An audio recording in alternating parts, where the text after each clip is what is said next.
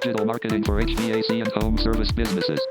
Strategies and stories from industry experts to help you succeed. Yeah. True Vine Tree Service. I like your hat. Thank you. We're Christians, and True Vine is it's a verse, John 15:5. I'm the true vine, you are the branches. Abide in me, and I in you. I like that. Hard for me. Yeah, so it's an ode to Christ. You shared that verse, which is awesome. You said is that First John 15? No, it's just John 15:5. John 15:5. Okay. Yep. That's epic. And side note, last week, my wife is about to go hop in the ocean. She's walking down to the beach and she sees a photo wash up on the shore while she's walking down to the ocean. I'm going to grab the photo real quick. Check out what popped up on the beach for her. Yeah. So she's excited to see what this photo is that could have came from God knows where in the world. And we got... Oh, wow. This is what she received when she, it was like this, a little bit, like... No way. Down. So she goes down and grabs it, and then she opens it up. She had tears, she got the message. That's wild. Mm-hmm. That's wild. Oh, I got my wife's Bible right here. Oh, this is the one when we got married. One of our pastors, Pastor Gray, gave us this. Mm-hmm.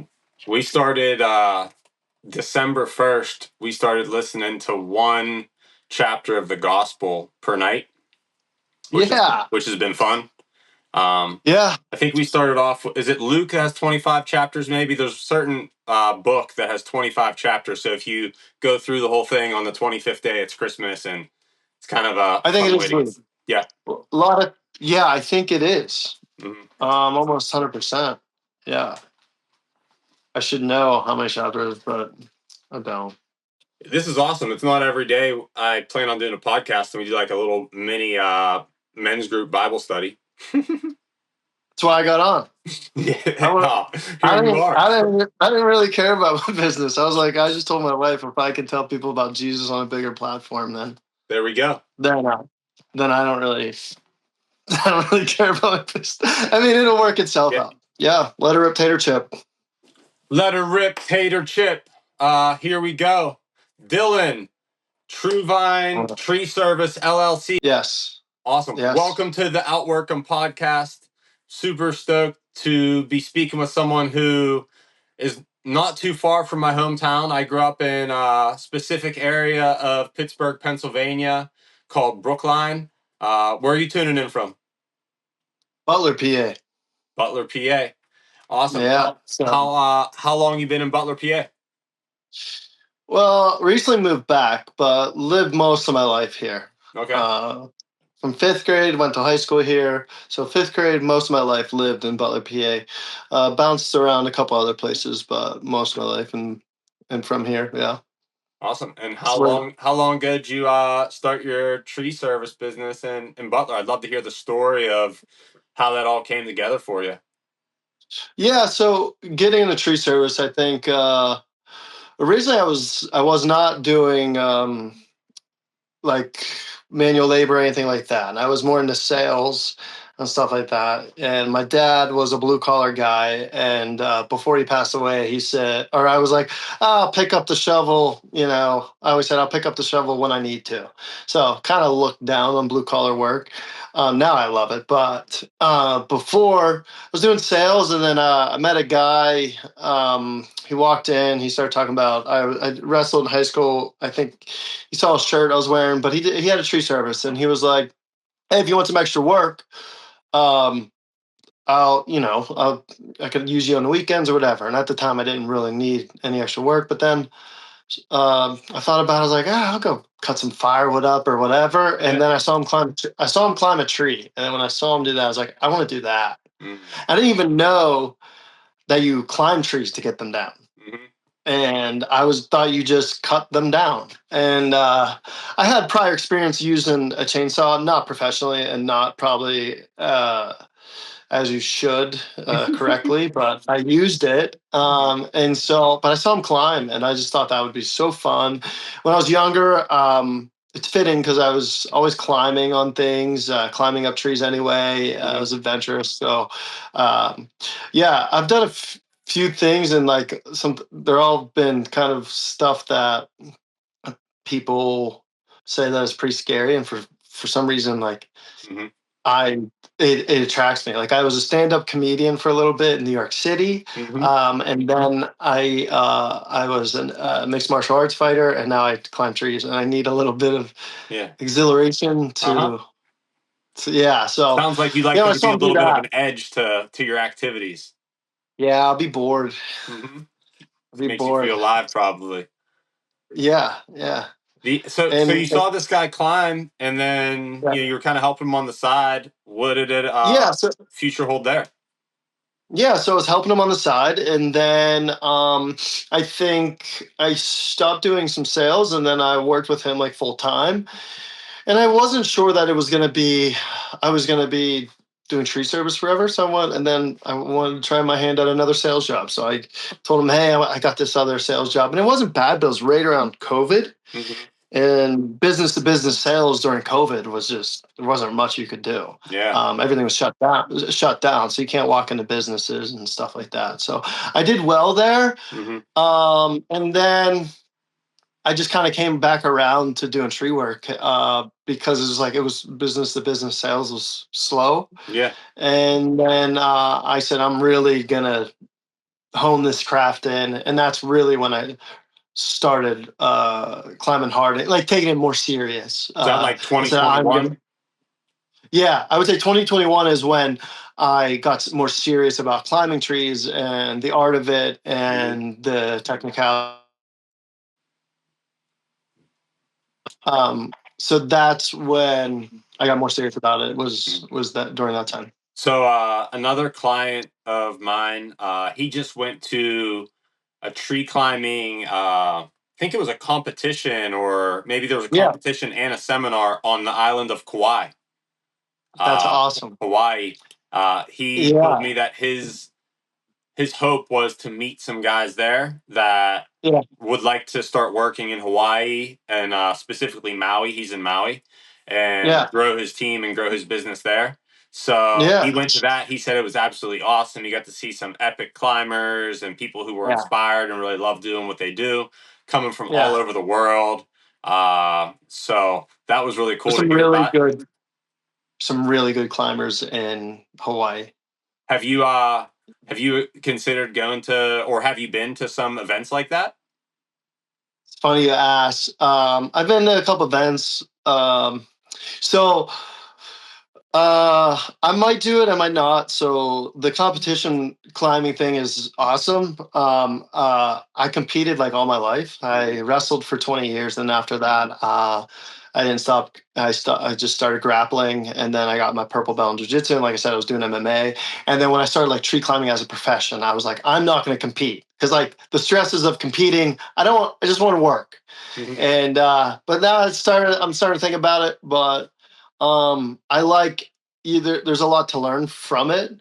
But you're just talking about Hawaii. There's a guy linked up on Instagram. He does really technical jobs, and I was going to fly out there and work with him a little bit this summer. We'll see. Do you know what wife was like? You got to. I have to go back to the messages, but is OAHU a thing? Oahu. Yeah. Cool. Oahu. Yeah. It might be that one. I think it is. There's some good climbers over there, though. I bet. I hear about some of the jobs. Then I even see some properties with just these epic trees, and I never knew what went into it. Kind of like you, until you started helping this guy. And for me, I didn't really know all that went into it until I got a client in the tree service business, and then learning about all that goes into it, and these specialty jobs that are highly technical versus some other jobs, and then there's jobs that are like dangerous. Like he's told me about jobs and showed me pictures where he's like rappelling off of a cliff, and then there's a tree on the side of the cliff, and he's working on that tree. So it's like It's almost like the That's inception exciting. of tree service. It's like a dream within a Yeah. dream. Like there's a climb, a Yeah. rock climb into a tree climb into Yeah. a technical cut. Yeah. That's exciting. Like that's awesome to me. Like that's fun. Cool. I really like rigging and stuff like that. I guess while we're talking about climbing, I was thinking about this today. For me at least, like I'm thinking about climbing and how to approach it. And so far, I think the first thing when you first want to learn, like climbing trees and cutting trees down and getting material out of this spot, making it smaller and safely on the ground. Mhm. I think the first thing you learn is like, how do I get up this tree? And I believe you should do some groundwork and learn some knots before you even climb and learn chainsaw etiquette and safety and stuff like that. And then you're just first, you're like, how do I get up there? Because I remember I was really excited. Some people were like scared. It took them a little bit longer. I honestly wasn't scared. Mhm. I just remember like at first I got up there and I'm like, what do I do now? Mhm. Yeah. what do I do now? And Uh-huh. then you start figuring out, okay, piece by piece, this piece needs to go there. How do I put that there? And then you slowly start what we call rigging. And you do less technical stuff. You put it on a rope and you swing it over to this drop zone, and then you start lifting material, and then and there's an evolution to it. So the first thing is kind of learning how to just get up there, and then using a chainsaw while you're up there safely, and then putting ropes on stuff, knots, swinging material, lifting material, how to put work positions, everything. So yeah, there's I I think a flow of it. Yeah, I got a question kind of about that. So that's, I feel like, awesome Yeah. advice. And for listeners who are thinking about, getting into tree work, or maybe they're already doing some things and not sure about the safest way to progress, and maybe they're already in Yeah. a tree and they haven't done enough groundwork. That's a great reminder. Yeah. What would you say is, what advice do you have for people to actually make a career out of it and go from helping someone out to Mhm. having their own business, or making it a career by working with another company is even an option. Not Yeah. everyone wants to own their own business. So if you Mhm. can share how you made that happen for yourself, going from helping on the side to starting your own business, and then any Right. advice from maybe road bumps you hit or things you might have done differently, if you were Mhm. to give advice to your prior self. Yeah. I would say number one, get in every tree you can. Mm. And I was on when I earlier first started, I was on a couple crews, and a couple guys were already climbing quite a bit, and they weren't as ambitious because maybe they were just, I don't know if they were stopped in their careers, just like whatever. And so I was like, I'll climb it, I'll go up it, I'll try, I'll do Yeah. it. And so once you lock in on something, I mean, really lock in and take criticism well, but ask questions, Mm.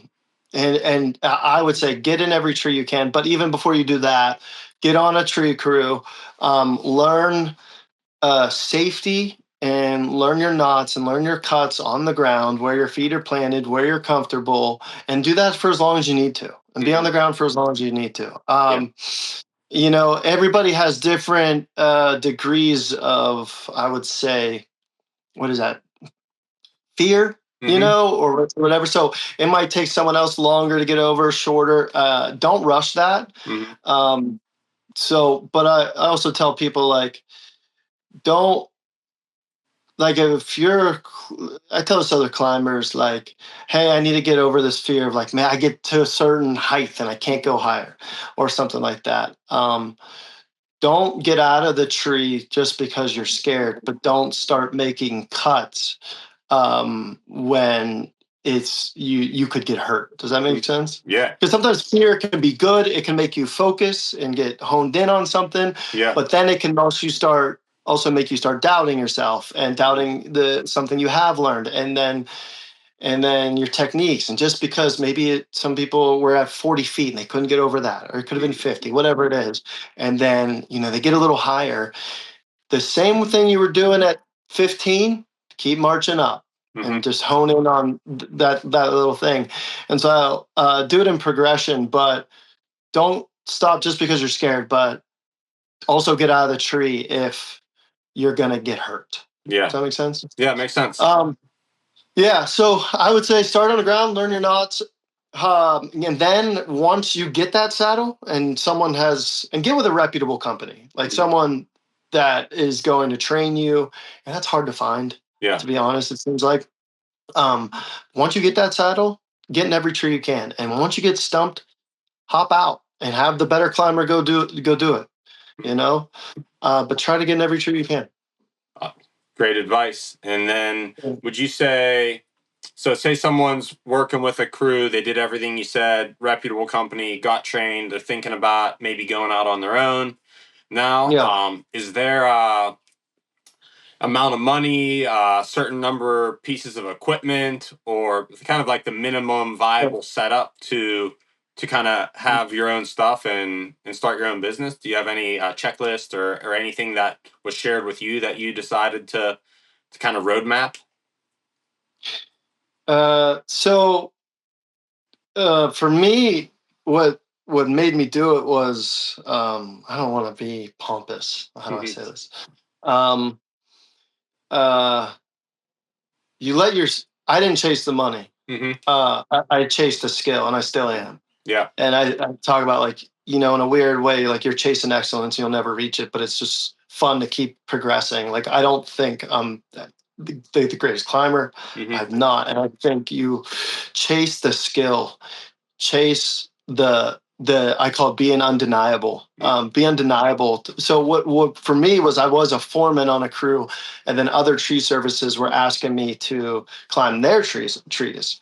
And I was just kind of sharing some videos and what I was doing already as a foreman on this one crew, and other people reaching out and having me climb their trees, and I was getting paid more on the weekends. So I elevated my skill to a point that it was kind of just the next flow was to go make more money with my skill. I saw another tree service on your podcast, a clip, and he was talking about subcontractors and stuff like that. So what started for me was just subcontracting my skill out, and someone needed a more technical tree climber to be able to do that. So I didn't chase the money, and I'm still not. That part is actually kind of like annoying. Of course, I like making money. I have a family and stuff like that. But it was like chasing this skill is the fun part. Like, always, it's probably annoying to my wife. Like, I watch every night, like rigging videos, climbing videos, just stuff like that. So chase the art of it, chase that, and then people will. Then you'll do good work, and then take some videos and whatever. And for me, my path was like, people took notice, and so I was more subcontracting my climbing skill. And that's still what I do. I subcontract and I do my own work. So my thing was like, be excellent. You won't reach it because, like, then you stop thinking that you can't learn something, then you can get hurt, whatever. There's always something to learn off somebody. For me, I know this is like more of a business podcast, but the business side is one of my least favorite parts of it.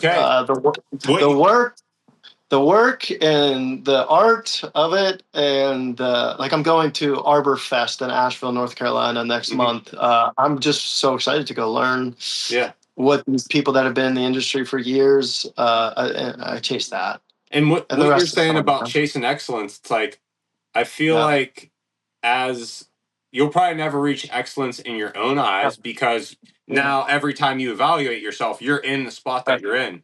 But if I were to go out, I haven't done any tree work. So if I were to go out with you and say, hey, I want to learn a little bit, can I take some photos in exchange for, like, keeping an eye on you for the day and, like, something like that? I would be taking photos or videos of you and be like, oh, wow, this dude's epic. I'd go home. I'd tell other people who don't know anything about tree work. I'd show them the videos, and they'd be like, wow, he's excellent. But from where you're sitting, you're where you're at. So the chasing excellence, you'll be there in the eyes of others, I would say. And then also, that is how most consumers are going to probably view you. I mean, my mom, for example, this past summer, she had some tree work done in her backyard. It was the first time ever. She had no context. The guys came out, they took care of it. There was 3 or 4 guys there, I asked her questions like, "Oh, was one guy doing all the climbing? How did it work? This?" And she's like, "No, they were all great. I doubt they Awesome. were. Yeah. I doubt they were all exceptional Yeah. climbers, but in the eyes of my mom, they did a great job." So Right. She'll refer them, and that's great. And they did a good job for her. yeah, It's she had good. them come back again. Yeah. Yeah. Yeah. Chase for me, it's like chasing that. Like in the Bible, it says, "Whatever you do, work at it work at it with all your might, as if you're working for the Lord and not for human masters." And that is humbling, because any type of skill you have really comes from the top down to me. And so the Bible says that. Think about, if you're working hard, like, God, you've provided me with ability, so this is for you and for your glory. And then I think it just makes you work that much harder, because if you don't stay in that area, you can get pretty pompous and think you're the best thing ever. And you need to be confident, right? You should be confident. And I think there's a difference there of confidence and arrogance. But yeah, if you live that like life of like, well, I'm not working here to, for the pocketbook. And for me, it was like the pocketbook will come. Yeah. And something I need to get better at is business and marketing and all this stuff. And man, I just like climbing trees and when you said figuring that out. totally, when you said pompous and confident, it reminded me of a conversation I had not too long ago with someone, and we were talking about the concepts of like humility and being meek, like egoic, all this stuff. And something that stuck out with me was that humility is not necessarily, playing down the truth or it's appropriate bigness or smallness or appropriate scale. So I started to realize, oh wow, actually, if I'm playing down the truth, that's still almost a level of deceit or betrayal of my own truth or the actual truth. Very similarly to playing up and making something more exceptional than it is. So appropriate bigness or smallness at scale is what stuck with me there, and that's really helped me navigate this process of like being confident and like feeling comfortable expressing that way versus being confident and being like, oh, I don't want to seem pompous or egoic, and so I'm gonna play down where I'm at with it. And then just allowing that organic feedback loop to reinform me. Okay, maybe I felt like I truly was confident about something and I presented that. And then, as life goes, I get humbled or this or that, but at least I'm being authentic and I'm not trying to divert from what I feel is the actual truth in that moment. Yeah, I totally agree. Reminds me of, and I think about this too. Alistair Begg, he's a preacher, and he was talking about this, and then what he was talking about was like, let's just say he was using it in the sense of music, but the band, there was an orchestra, and the orchestra was looking for a really good trumpet player, and you are a really good trumpet player, okay, and you fit the bill, and you wanted to be like, oh, so. It's kind of like, I don't want to seem cocky or whatever, overconfident. So you said, I can't really do it. No, you just lied. Like, they needed someone for that part.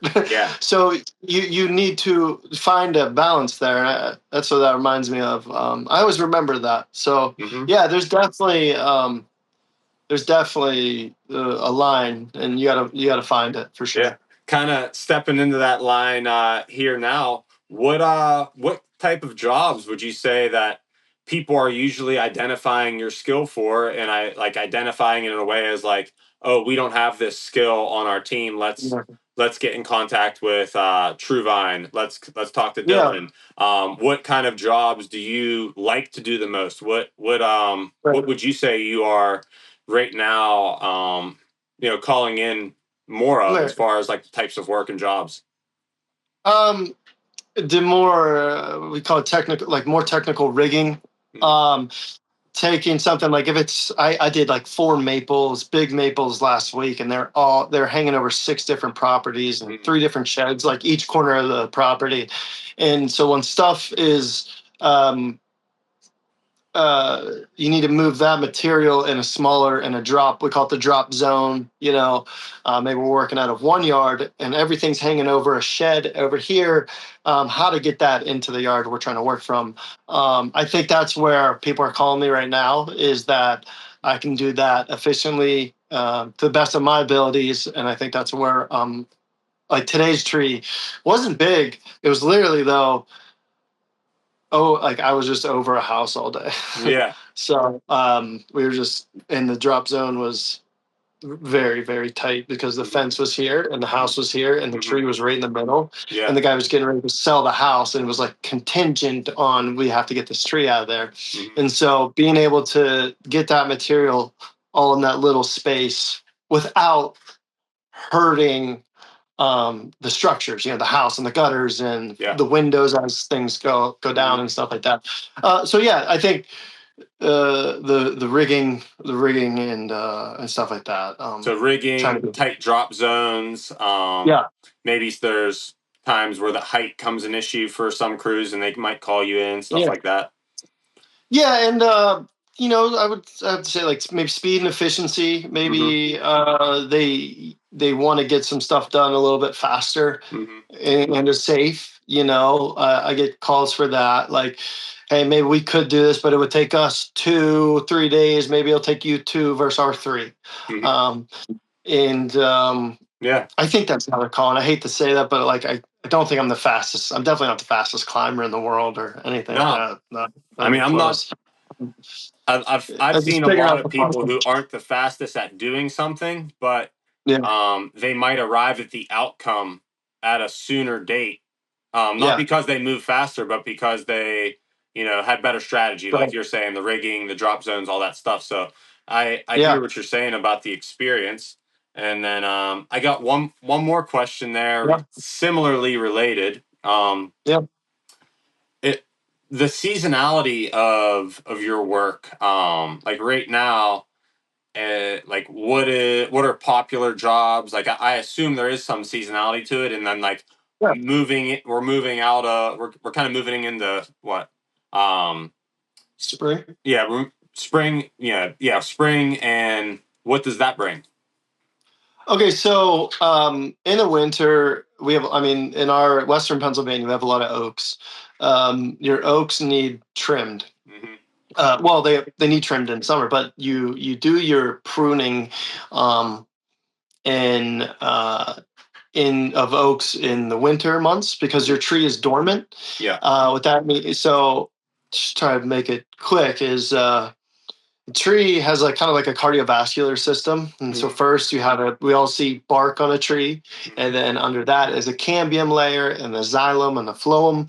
And then right there is where it takes all its nutrients from the ground and it spreads its sugars out to the leaves. But when it starts to sprout, that's in spring, summertime.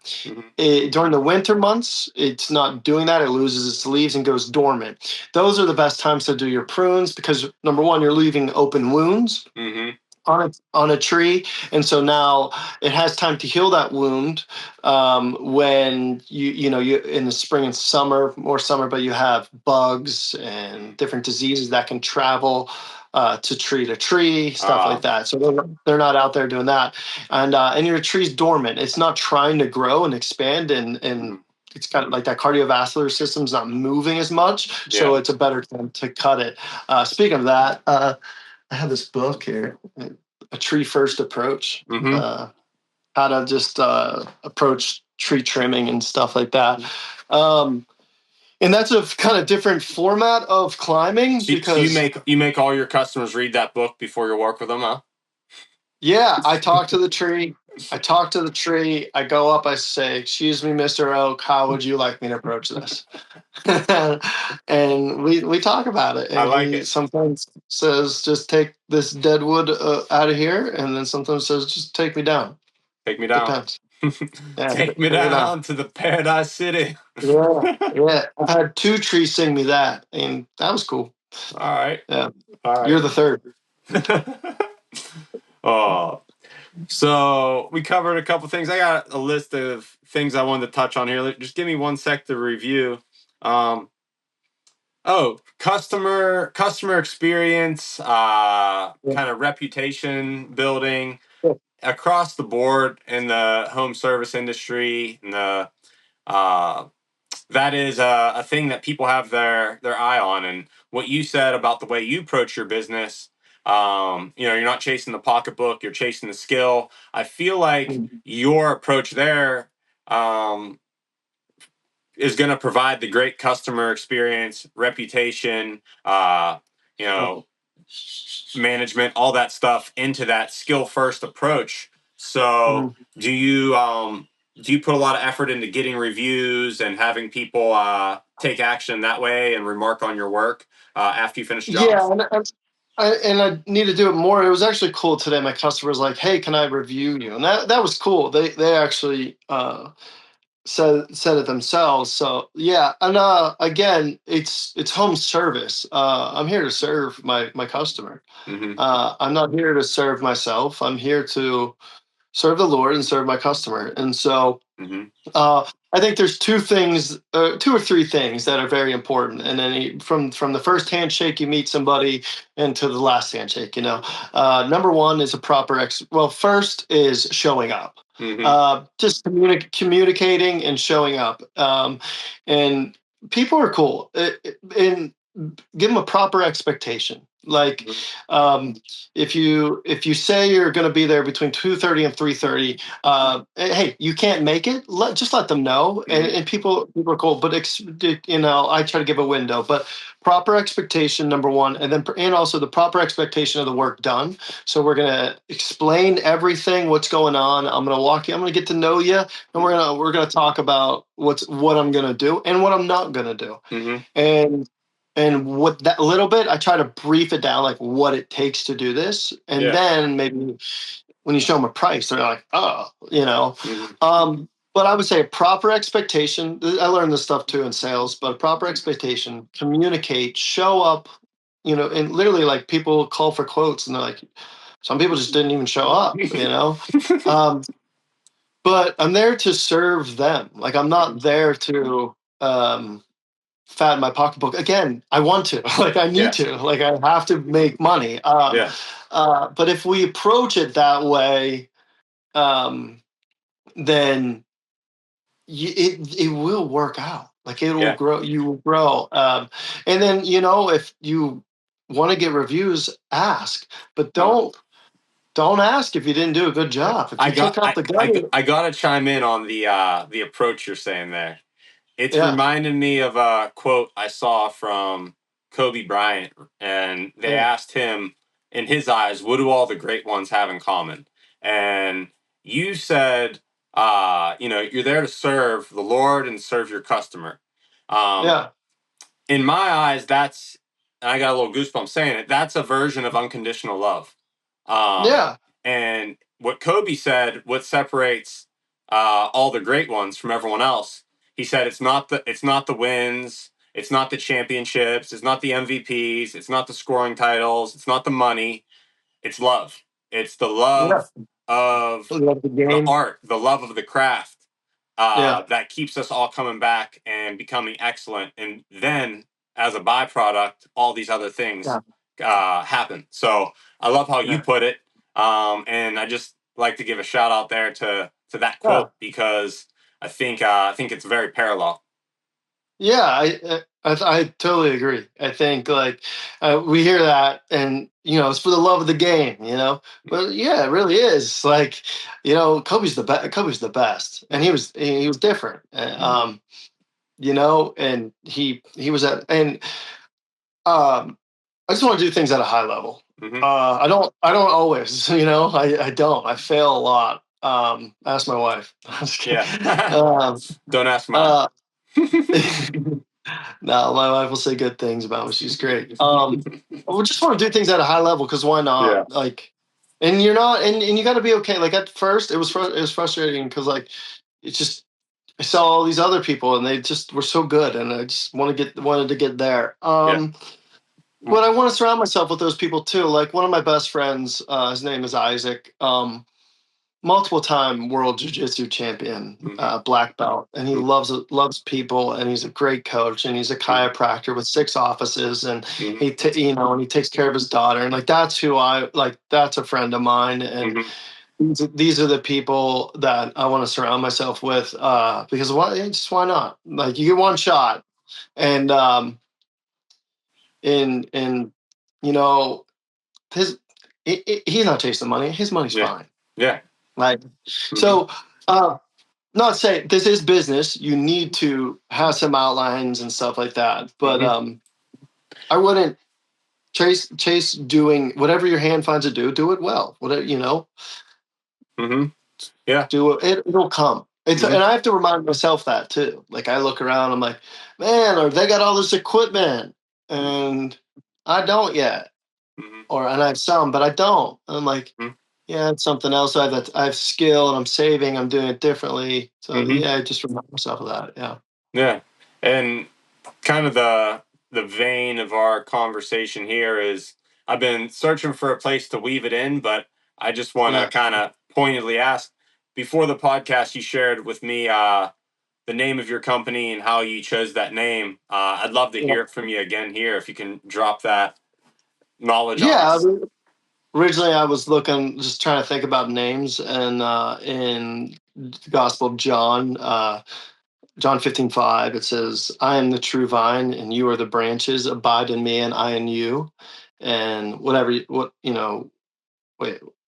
do, apart from me, you can do nothing." And then, just number one, it's tree work, so true vine. Yeah, But if you read the verse, it says, I'm the true vine, my father's the branches.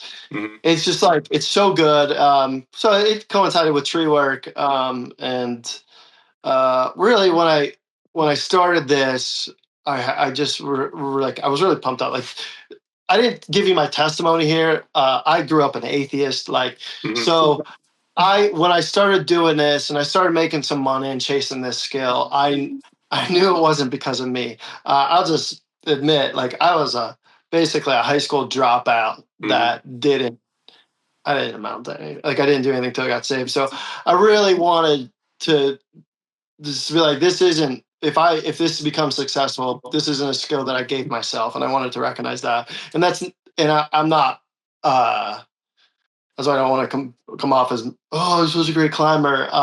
Is it really, the name comes from, like, I don't really want it to be remembered as my name. I just like, what's true vine? Like, I want these conversations to happen. Yeah. What's that mean, or whatever? And so, for me, I chased a skill, and I just was hoping it was going to start conversations in people's yards and whatever, and show them that there's a hope out there for a fallen world. And I feel like your approach is very similar to something that was shared with me a while back, and I've kept close, is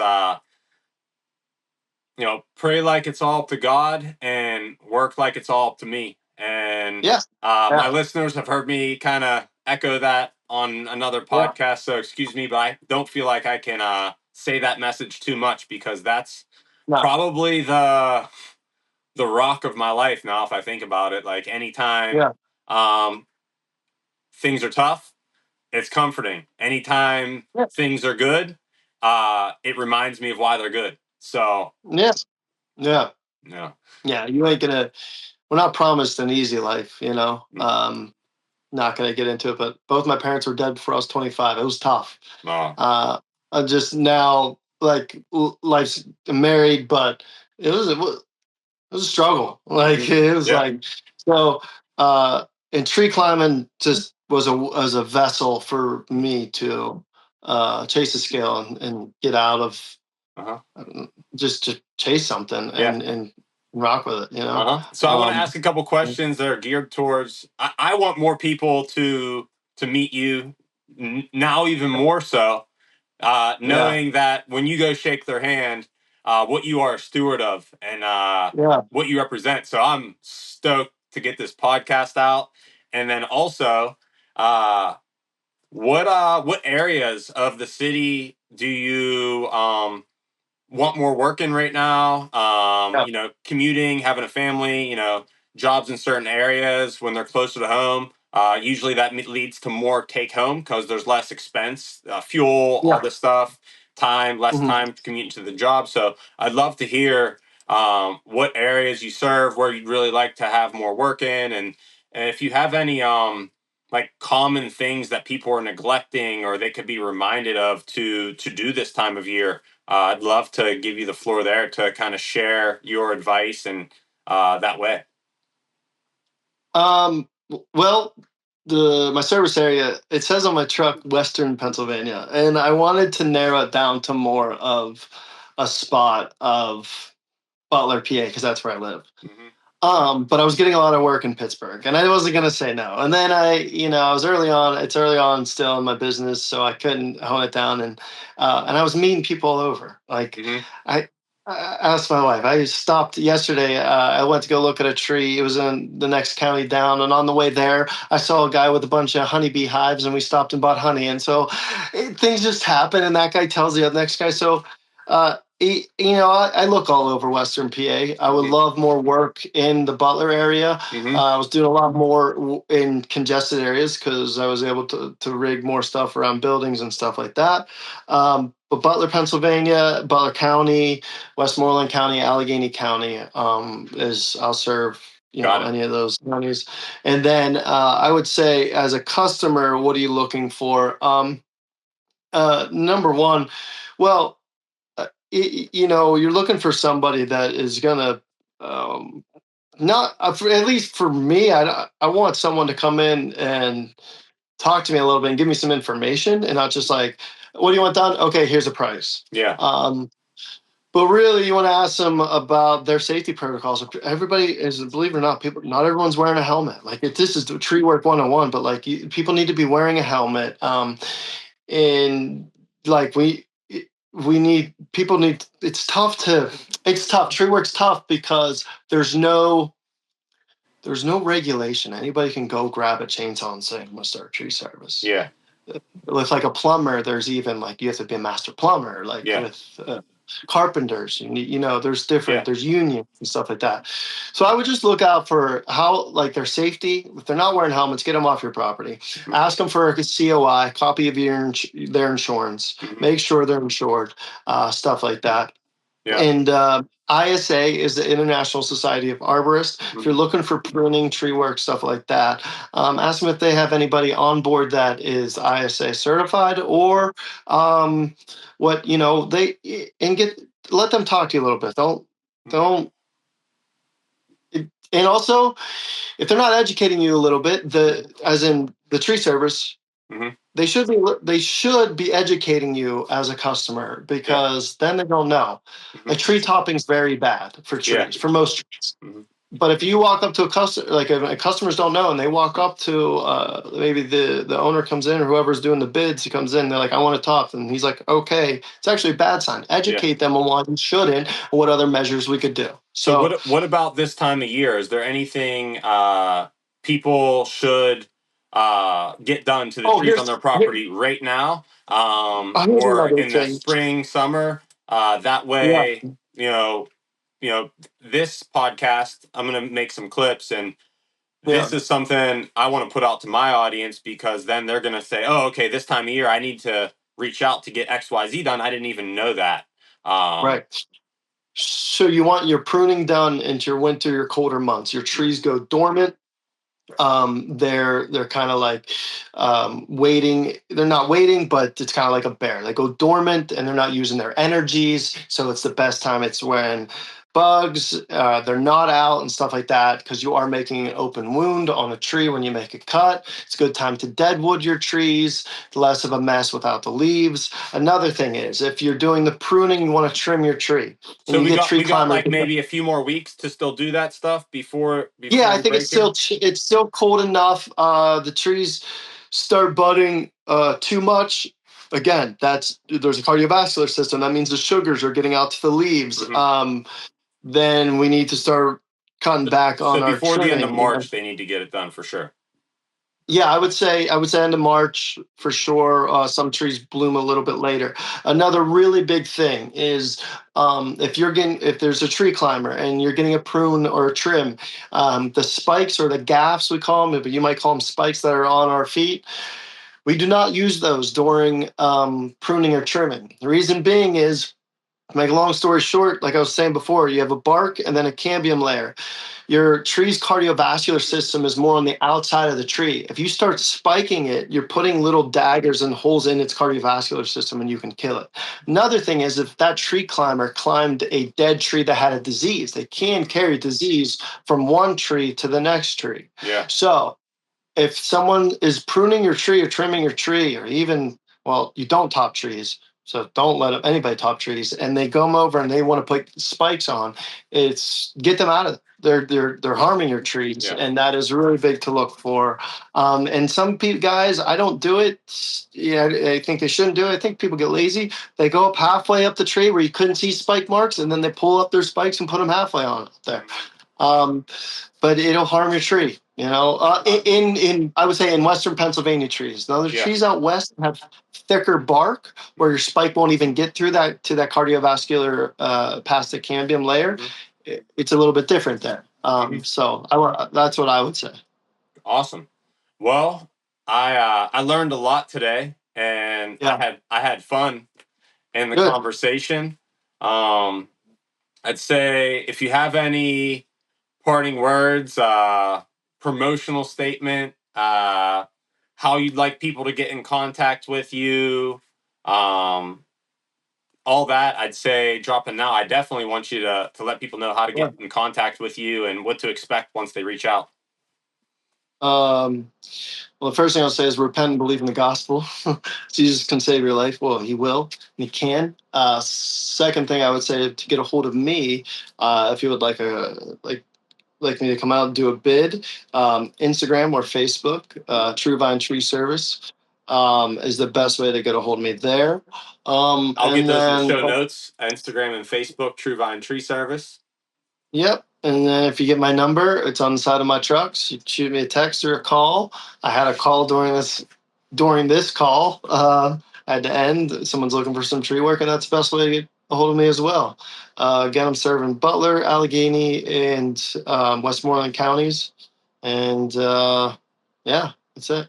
Nice. Well, I trust we'll be in communication over the coming days here. I like to usually digest and debrief the podcast a little bit afterwards, but I want to let you get back to that call for the person who inquired, and then also we talked for a good while, so I know I got another commitment come up here with my wife here in a moment, but I loved having the longer conversation than usual on the podcast, and I just want to say thanks a lot, Dillon, for the way you're going about doing business in this world. I think it needs more of that. Thank you. Thanks for having me on. Thank you for Tanner, to a friend in high school, for getting us connected. And let God do whatever he wants to do with this podcast.